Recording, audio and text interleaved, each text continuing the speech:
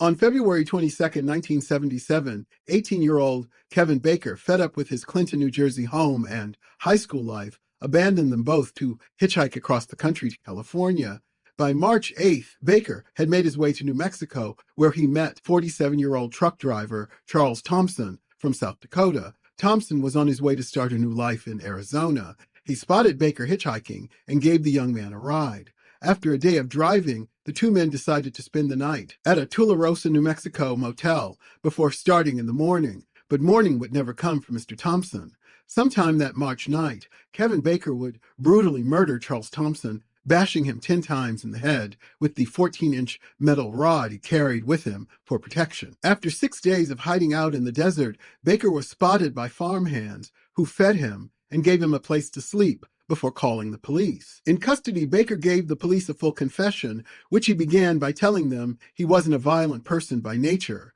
He told police that before meeting Mr. Thompson, he'd been propositioned by different men as he hitchhiked. Of those propositions, he told the police that he didn't fear homosexual advances, saying he knew he could talk them out of doing anything to him. He also told police that he'd found the 14-inch metal pipe used to kill Thompson on the road as he hitchhiked, and he'd kept it.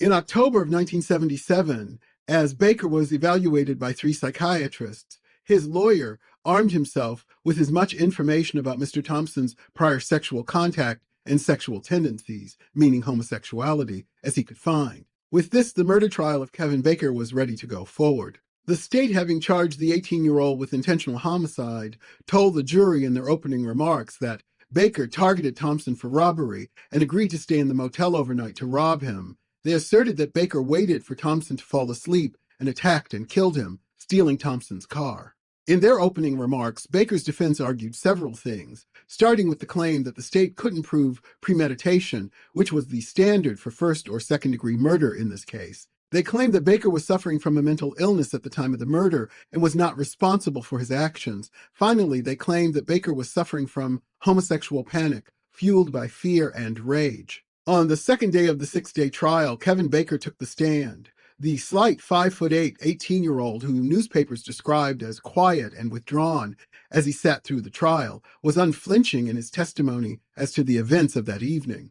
He told the jury that Thompson picked him up, and at first, Thompson seemed friendly enough. Baker said it was Thompson's idea to get the motel room, but once they were in the room, Thompson made a pass at Baker, which he deflected. Later, while he lay on the bed, he said Thompson came out of the shower, making obscene gestures that Baker believed were intended for him. He said these gestures scared him. Probably the most dramatic moment in his testimony came when Baker told the jury that Thompson had sexually assaulted him, and that was the reason why he responded in violence. Baker told the jury he had repressed the, quote, homosexual rape, not telling his lawyer or anyone until he told a psychiatrist during one of his pretrial sessions. Asked by his lawyer why he didn't tell authorities during his confession, Baker said, "Well, it's simple. I happen to be a very sensitive person, and it's not exactly the easiest thing in the world." When asked about the killing itself, Baker told the jury that after a few blows, Thompson cried out, which frightened him even more. He said he just wanted to silence the man.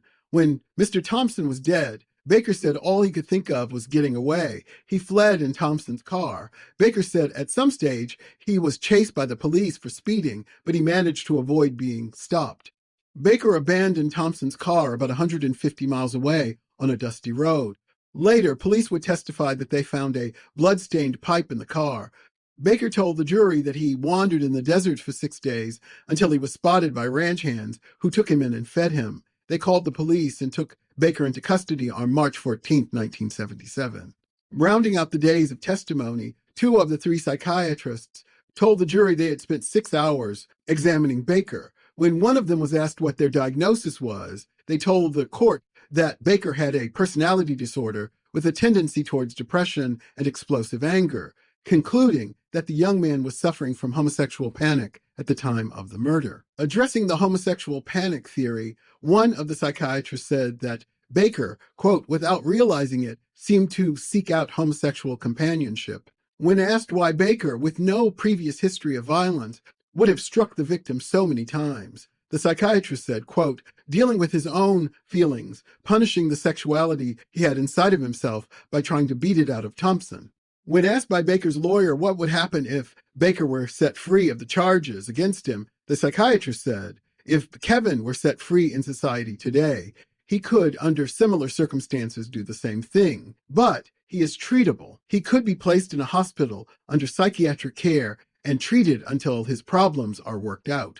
In his closing remarks to the jury, Baker's lawyer portrayed Baker as a frustrated young man with few friends and no girlfriends, often secluding himself in his bedroom with frequent thoughts of suicide. He told the jury one of the reasons Baker left New Jersey was to seek a new life in California because he felt that he was such a disappointment to his parents. Of the murder, he said, Baker acted in a frenzy and panic when he killed Mr. Thompson, asking why else would he beat a man so many times. He closed by saying, he's a terrified person, terrified mostly of himself. On October 27, 1977, after 15 hours without reaching a verdict, the jury notified the judge that they were deadlocked. Hesitant to declare a mistrial, the judge attempted to pinpoint the jury's roadblocks.